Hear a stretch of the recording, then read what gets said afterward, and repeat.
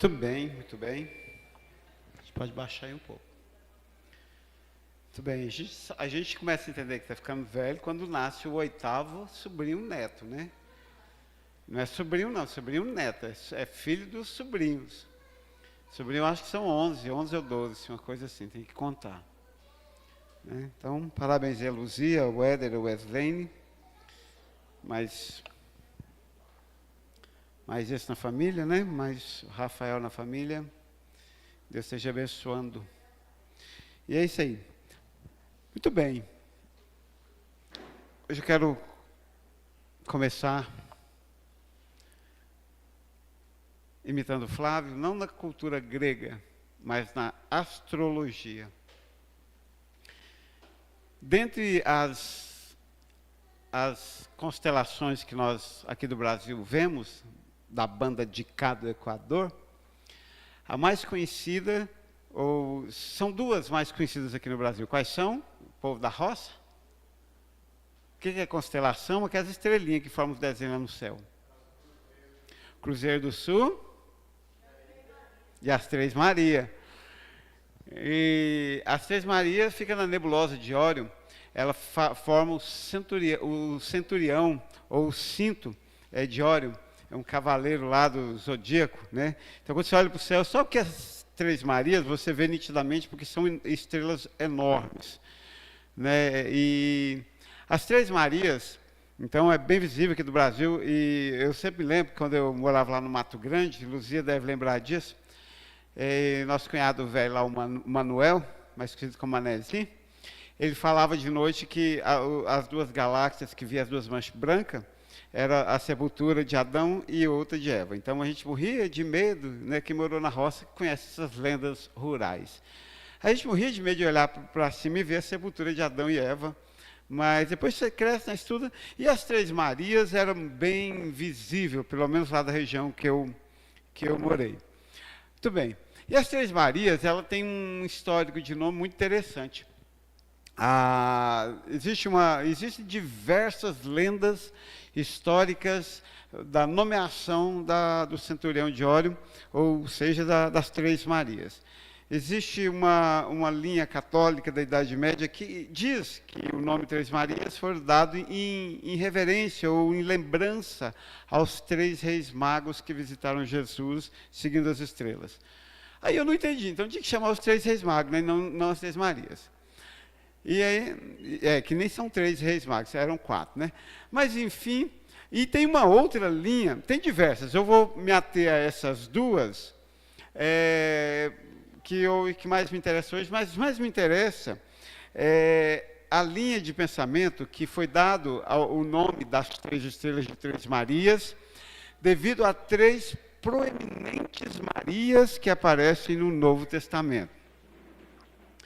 Há uma linha, há um pensamento, há uma crença de que foi dado, então, batizado a constelação de Três Marias, devido... Descongelou. Devido, então, a três proeminentes Marias encontradas no Novo Testamento. Existiam mais. Era muito comum naqueles dias, as mulheres terem o nome de Maria. Era um nome comum. A primeira proeminente Maria, claro, encabeçando aí a lista, é Maria, instrumento, serva de Deus, usada para que Jesus nascesse. A segunda proeminente Maria é também muito confundida e chama-se Maria Madalena, uma mulher chamada de pecadora, mas uma mulher que foi perdoada, uma mulher que estava lá no sepulcro, uma das primeiras a chegar no sepulcro quando Jesus ressuscita. Então nós encontramos já duas Marias em destaque. Maria, conhecida como mãe de Jesus, e Maria, conhecida como Madalena, e uma terceira Maria, da qual eu quero falar nesta noite, que então supostamente deu nome às Três Marias vistas no céu, através da constelação, que é Maria. Qual Maria? Qual Maria que está faltando? Não, essa eu falei. Primeira Maria, mãe de Jesus. Segunda Maria Madalena, a pecadora que foi perdoada e foi lá no túmulo e viu vazio. E qual é uma Maria proeminente, então, que eu não mencionei? Outra Maria, mas qual? Quem? de onde? De onde vim, para onde vou? Ninguém sabe? Ninguém lembrou? Nós fechamos a porta? Foi boa. Eu acho que essa Maria não fechou a porta. Se estiver chovendo, rodou. Certo. Maria, irmã de Marta, conhecido como, eu acho que a Thália também tinha falado, né? Conhecido mais precisamente como Maria de Betânia. Morava lá em Betânia. E conhecida também como irmã de Lázaro e irmã de Marta. Eram os três irmãos. Então, Maria de Betânia. Ou seja, Maria, irmã de Marta, Maria, irmã de Lázaro. E essa Maria encontra-se em 3 momentos distintos no Novo Testamento que são confundidos, porque ela faz um ato que a Maria Madalena também faz, que é lavar e ungir e beijar os pés de Jesus. E às vezes são confundidas, tem quem pense que são a mesma pessoa e não são. Mas eu quero ver primeiro o ato dessa Maria de Betânia, e ao encontrar-se com Jesus, o primeiro encontro está em Lucas 10, 38 a 42, e diz assim: aconteceu que indo eles de caminho, entrou Jesus numa aldeia, e certa mulher por nome Marta o recebeu em sua casa. Marta o recebe em sua casa. E tinha esta uma irmã chamada Maria, a Maria de Betânia, a qual, assentando seus pés de Jesus, ouvia a sua palavra. Então, nesse primeiro encontro, nós temos aqui 2 irmãs, Marta e Maria. Marta chamou Jesus. Olha, interessante, eu sempre achei que havia sido Maria, sempre pensava Maria de Betânia, que tinha convidado Jesus, mas não, foi Marta que o convidou. Quando ele chegou e entrou na casa, Maria sentou aos seus pés, no verso 39, e foi ouvir a sua palavra.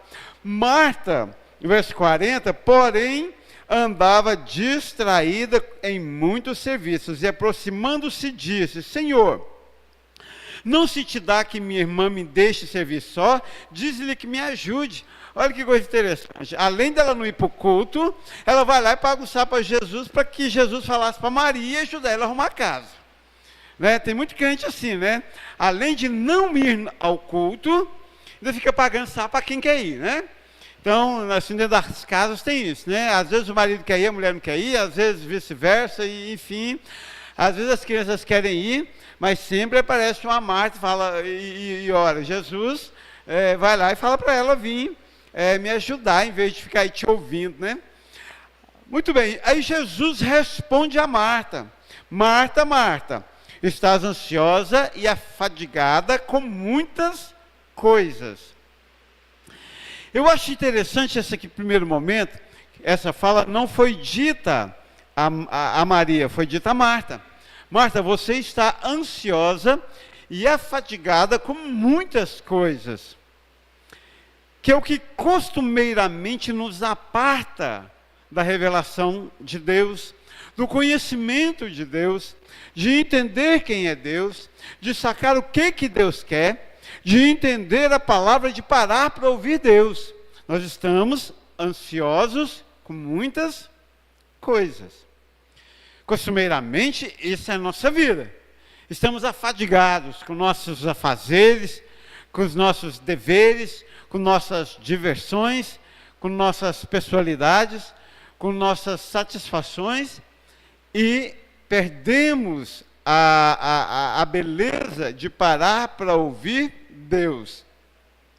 Aí o que Jesus então diz é: Marta, Marta, estás ansiosa e afadigada com muitas coisas, mas uma só é necessária. Que será que nesse encontro Jesus quis dizer para Marta que uma coisa só era necessária? Acho interessante isso, quando você pega a sua vida inteira, e nós não temos muito hábito, a morte na nossa cultura não é muito celebrada, ao contrário, ela é muito assombrada. Né? Hoje essa geração Nutella não tem nem mais medo de fantasma, mas praticamente a morte regou minha infância. Nós tínhamos medo da alma penada, nós tínhamos brincadeira da alma penada, nós tínhamos tudo em volta desse era um culto à morte. Para vocês que são velhos entendem bem isso. Os jovens não sabem o que é isso. né? Mulher de branco, ganhar dinheiro para ir lá na porta do cemitério de noite. Vocês não sabem, a juventude não sabe o que é isso. Nós passamos por tudo isso, não é? De chegar e enterrar alguém e você tem que tomar banho para tirar a poeira do cemitério, porque senão você estava no pau da goiaba, na sequência. Lobisomem da Quaresma. Nossa geração ainda tinha essa cultura da morte, nós não temos.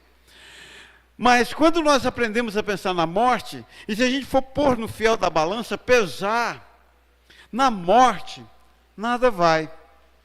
Até a roupa que você veste para ser colocado no caixão, até o seu caixão fica lá e você é dissolvido.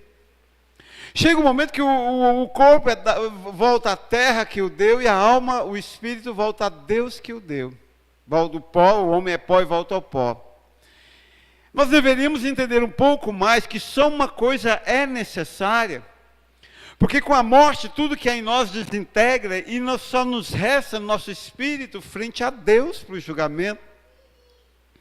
Jesus olha para Marta e diz: Marta, só uma coisa é necessária. Você está ansiosa com a casa, está ansiosa com o almoço, está ansiosa para lavar sua roupa, está ansiosa para fazer tudo que você tem que fazer, seus serviços, seus afazeres, e você perdeu a noção de que uma só coisa é necessária, que é o que vai te contar no final das contas.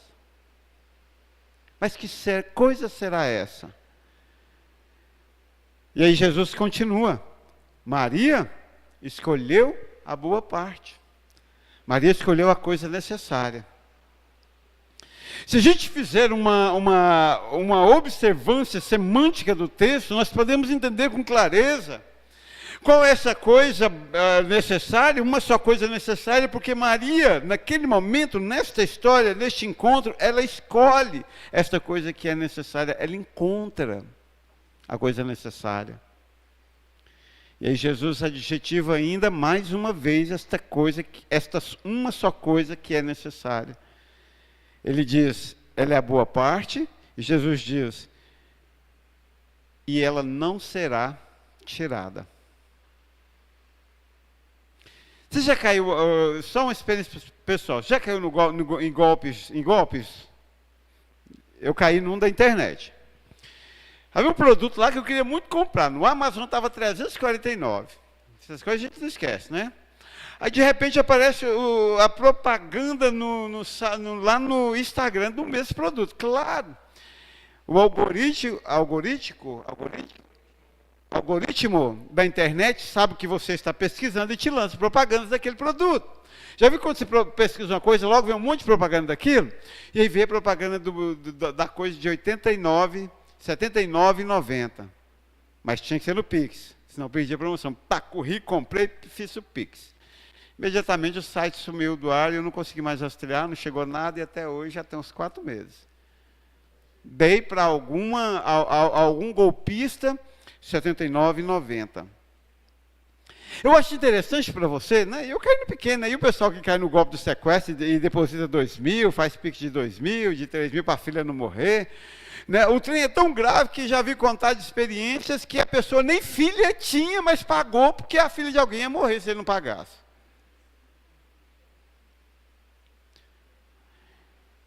Por que eu contei isso? Eu contei para dizer para você que talvez o seu maior, menos esse. O povo está morrendo, mas esse aqui não, senão daí vai ser eu que vou morrer. Por que eu contei essa história? Para contar para você que você que ama muito dinheiro, isso pode ser tirado de você. Seja num golpe, seja pelos seus filhos, quando você morrer e vão fazer a farra. Ainda bem que você não é nem pai nem mãe da Suzane Richthofen, senão ia ser mais rápido o processo. Pode ser tirado de você hoje ou amanhã. Todas as coisas podem ser tiradas, mas o que Maria escolheu, uma só que é necessária, essa não pode ser tirada. E o que foi então que Maria escolheu? Lembrando que ela sentou aos pés de Jesus para fazer o quê? Fazer as cutículas dos seus dedos do pé? Sim ou não? ela sentou aos pés de Jesus para saber se tinha chulé nos pés de Jesus, sim ou não? Aqui nesse momento específico, por quê? O que Maria quis, o que ela fez quando ela estava aos pés de Jesus? Alguém lembra aí da leitura do versículo 39? Pode pôr o 39 de novo, Fábio? Queria ouvir? De vez em quando eu quero ouvir a Alfa FM. De vez em quando eu quero ouvir a CNN Brasil ao vivo. De vez em quando eu quero ouvir até barulho de aluno, faz falta. Mas o que especificamente, irmã Alice, Maria aqui queria ouvir? Viu? Não é só ouvir. Existe um ouvir específico. Ela sentou aos pés de Jesus e ouvia a sua palavra. Olha que coisa magnífica, a palavra de Deus é a única coisa que não nos pode ser tirada. Ela é a boa parte e ela é a única coisa de fato e de verdade necessária. Já ouvi, por que ler a Bíblia todo ano se é a mesma coisa? Mas vou te dar um único motivo nesta noite, porque é a única coisa necessária, é a parte boa de toda a existência e é a única coisa que não te pode ser tirada.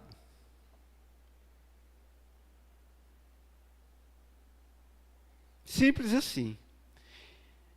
Agora, o que isso causou, o que isso gerou na vida de Maria?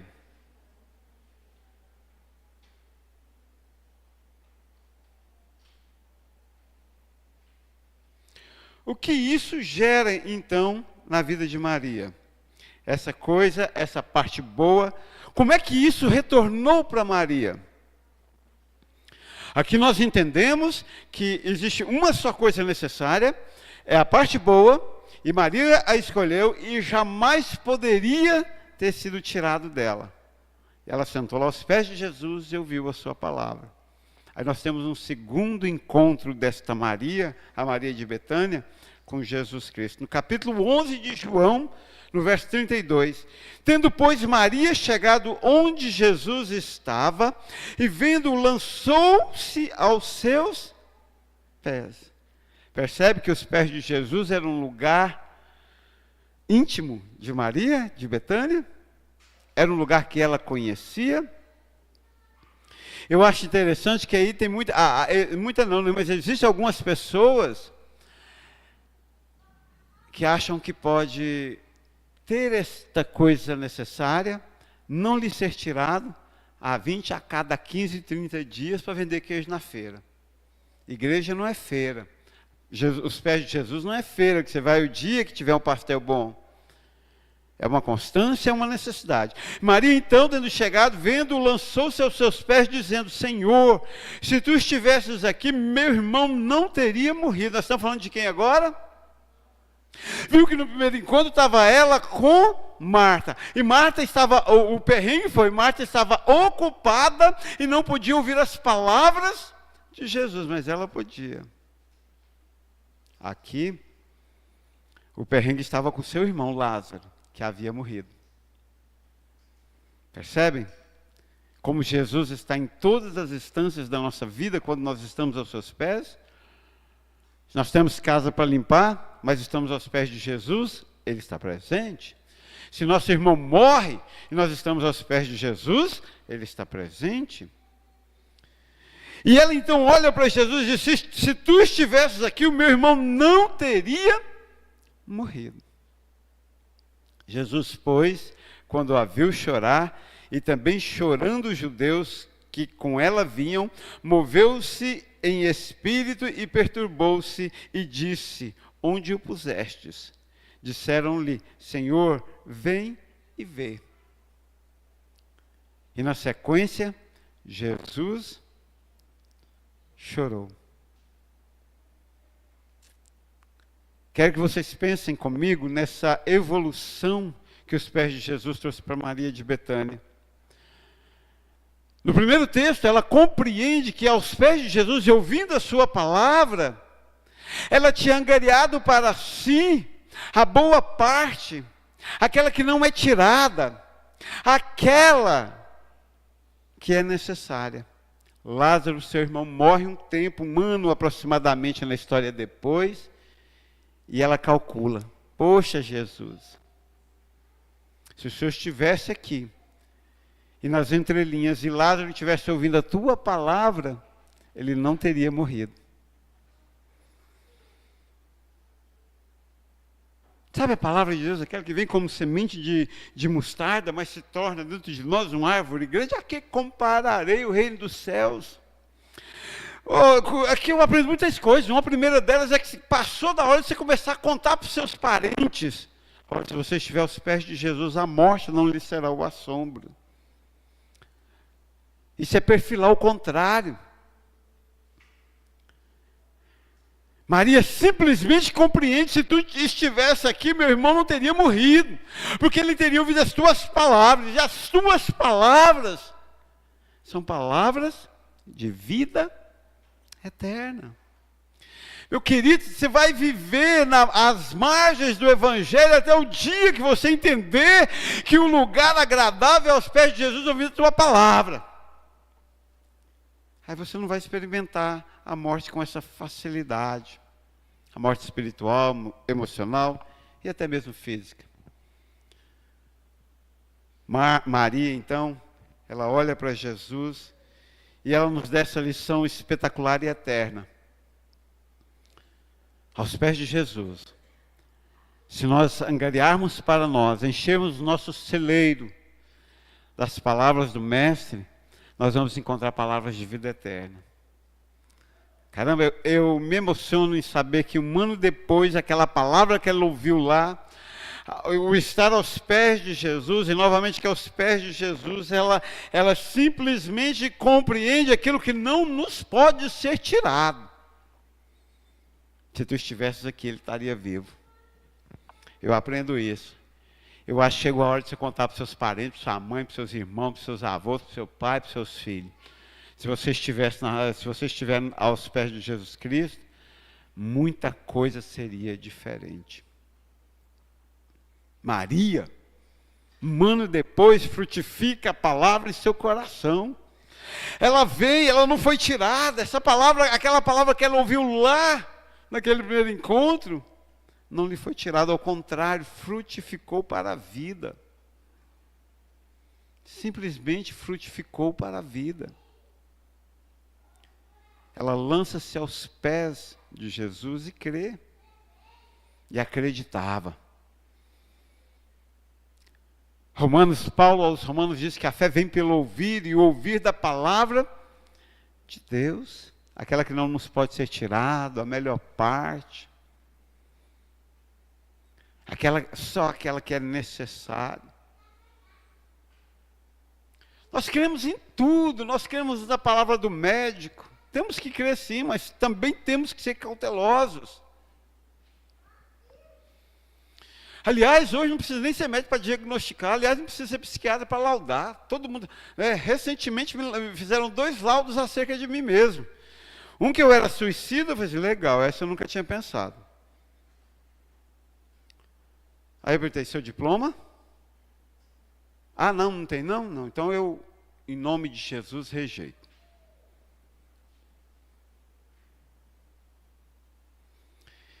Não precisa nem ser psiquiatra para laudar, e nós ficamos entrando nessas conversas. Tem uma que não lhe pode ser tirada, é a palavra da vida eterna.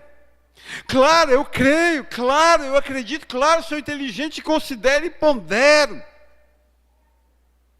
Me lembro, abro aspas, quando estava no seminário, e eu era mais calvinista do que hoje. Hoje eu sou calvinista com não necessidade de ficar discutindo calvinismo. No seminário eu era calvinista com a necessidade de ficar batendo boca sobre calvinismo. Tinha um professor, Dr. Ronald Roger, acho que já contei isso, texano, PhD em teologia, calvinista, e ele era meu herói.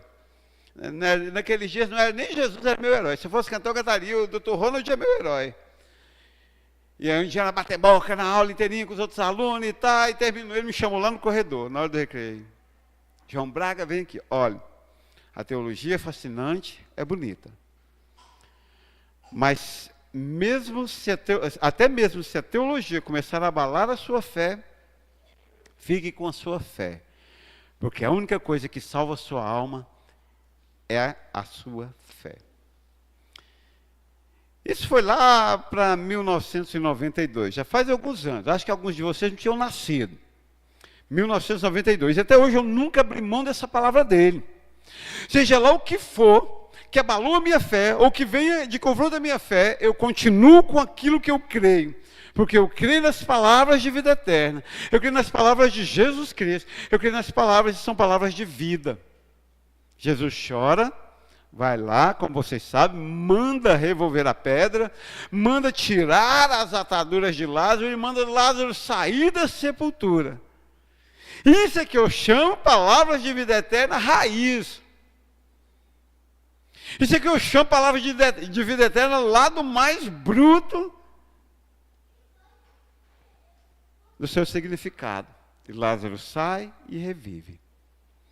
Então, Maria de Betânia, essa proeminente Maria do Novo Testamento, nos ensina até aqui, que entre as fadigas da vida é melhor ficar aos pés de Jesus e ouvir a sua palavra. Isso jamais nos será tirado.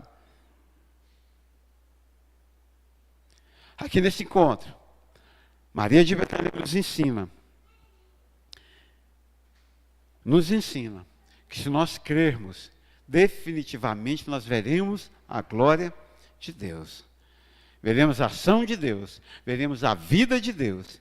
E isso não nos pode ser tirado. E para encerrar, para terminar, um terceiro momento em que Maria encontra com Jesus. Em João 12, do versículo 1 ao 3. Olha o que diz, verso 1. Estava, porém, enfermo em um certo Lázaro de Betânia, aldeia de Maria e de sua irmã. E Maria era aquela que tinha ungido com unguento e lhe tinha enxugado os pés com os seus cabelos, cujo irmão Lázaro estava enfermo. Mandaram-lhe, pois, suas irmãs dizer: Senhor, eis que está enfermo aquele que tu amas. E aqui nós entendemos e encontramos um terceiro encontro de Maria de Betânia com Jesus. O momento em que ela o encontra e de novo aos seus pés, ela tinha enxugado, ela tinha colocado unguento, ungido o Senhor com unguento, e lhe tinha enxugado os pés com seus cabelos, cujo irmão Lázaro estava enfermo, a mesma Maria. E num outro encontro, ela unge Jesus Cristo e seca-lhes os pés, de novo aos seus pés, com seus cabelos. E aqui eu encontro uma evolução na fé, no conceito, na compreensão de Deus desta mulher, na perspectiva de Maria de Betânia ao encontrar Jesus. Ela o encontra as palavras de vida eterna. Ela o encontra a ressurreição de Lázaro, a fé, o crer nele, o saber que a palavra estaria operando no seu coração. E por fim, ela unge Jesus e ela seca os seus pés com os seus cabelos. O suprassumo da adoração ao encontro de Jesus. De ungí-lo, de estar aos seus pés, de entender que Ele é Deus, de entender que Ele é o único digno de ser adorado. Recentemente no Apocalipse nós encontramos o perrengue de João e do anjo, porque um se dobra diante do outro lá para adoração e fala assim: não, sou um conservo teu, não pode me adorar. Adoração somente a Deus. Aqui nós vimos Maria de Betânia, aos pés de Jesus Cristo, em reconhecimento de que Ele era Deus. Nós temos Pedro que olha para Jesus e diz: Tu és o Cristo, o Filho do Deus vivo. Mas esse reconhecimento, essa percepção, não há necessidade de que ela seja executada somente com palavras. Aqui o ato de Maria de Betânia reconhece que Jesus Cristo é o Filho do Deus vivo. ao adorá-lo, ungindo. E era costume ungir as pessoas para a sua morte. Hoje, na Igreja Católica, chama de extrema-unção. Nosso meio, a gente não tem muito essa prática de mandar os enfermos morrerem. Mas naqueles tempos, em algumas culturas, em algumas religiões, ainda se usam. E o que Maria faz é ungir Jesus para a cruz.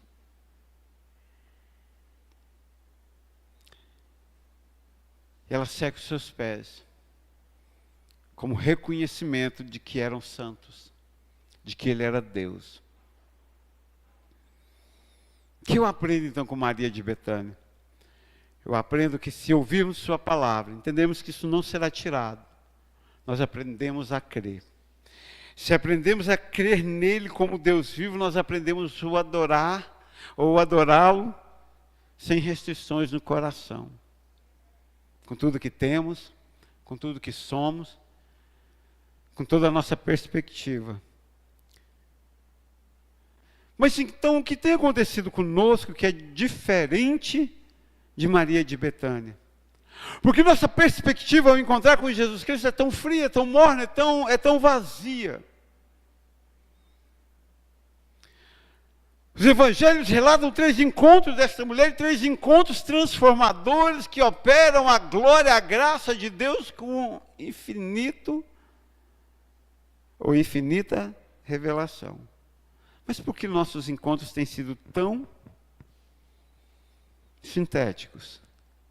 Não têm produzido vida, transformação. Lembra quando Moisés, e encerro contando a história de Moisés, lembra quando Moisés subiu ao monte e via Deus e o seu rosto resplandecia? Ele dizia, passava-se os dias, o seu rosto ia apagando o brilho de Deus, ele colocava o véu, porque ele não queria que os homens vissem que o brilho de Deus nele havia se apagado. Aí de repente ele subiu ao monte e o brilho voltava. Nós subimos um monte esse fim de semana. Esse fim de semana foi tenso. Foi pastor Maxwell sexta, foi pastor Modesto no sábado, pastor Modesto no domingo de manhã, revolucionário.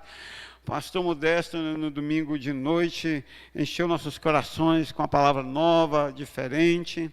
O rosto de muitos, os rostos, enfim, a cara de muitos brilharam demais. Teve até, né, Gabriel, aqueles que chegaram e disseram, eu quero ser missionário. Agora eu, como pastor da igreja, o que tem que fazer? Esperar passar um ano, esperar Lázaro morrer. Para ver se o brilho do encontro não vai se apagar. Olha que coisa, deixa eu contar um trem para você. Moisés, o grande homem de Deus, arrebatado no monte, o brilho apagava. Mas de Maria não. Ela teve 3 encontros. Maria de Betânia teve 3 encontros escritos, relatados, documentados no Evangelho. E em nenhum deles a fé em Jesus Cristo estava apagada. Você encontra com Jesus todos os dias. Mas quase sempre, quando eu olho para você, lhe falta aquela uma só coisa que é necessária. A palavra de Jesus e o crer nela. E a adoração ao Deus eterno. O que não pode, então, é deixar o brilho se apagar. Essa mulher, Maria de Betânia, caminhou e progrediu na sua relação com Jesus Cristo. Ela avançou a cada encontro. E você? E você, tem avançado? Se um dia conversava com alguém sobre o Reginaldo, né? O Reginaldo descobriu lendo Jesus. Se eu fosse o Papa, eu proibia algumas pessoas de lerem a Bíblia. Não pode, né? Antigamente não podia, né? Uai, para ler a Bíblia precisava ser pelo menos um curso superior. Mas as pessoas, o Reginaldo estava lendo a Bíblia e entendeu o que é o versículo. A seara é grande e os trabalhadores são poucos. Eu comentava com alguém como o Reginaldo tem progredido, né? Mas Nós temos progredido? Ou a cada encontro com Jesus, nós estamos voltando lá para trás e tendo que começar tudo de novo? Eu acho que na vida espiritual, eu penso que na vida espiritual, alguns de nós estamos como os alunos da escola de música. Vem aqui sábado, aprende a nota, vai para casa e nunca mais pega o instrumento, chega aqui sábado e a Carol tem que repetir a nota para ele, porque o único treinamento que ele teve foi aqui. A vida cristã de alguns estão como a sua vida estudantil de música, sem pegar no instrumento, sem progressão nenhuma. Maria de Betânia avançou. E você? Olhando para o mundo, para Moisés, para Maria de Betânia, te aconselho nesta noite. Chega, deu tempo. E o tempo é agora. Avance. Se eu fosse você, procuraria sair da caixinha e avançar. Se eu fosse você, procuraria dar um upgrade na sua vida e avançar. Porque o tempo é agora. Porque Jesus está passando. E sabe-se lá quando será o próximo encontro. E se o próximo encontro for para juízo? Vamos ficar de pé? E se o próximo encontro for para que Jesus nos julgue e não tiver mais tempo de crescimento? E se o próximo encontro for o último? Estou sentindo que eu vou cantar sozinho hoje. Nós vamos começar com o caminho no deserto.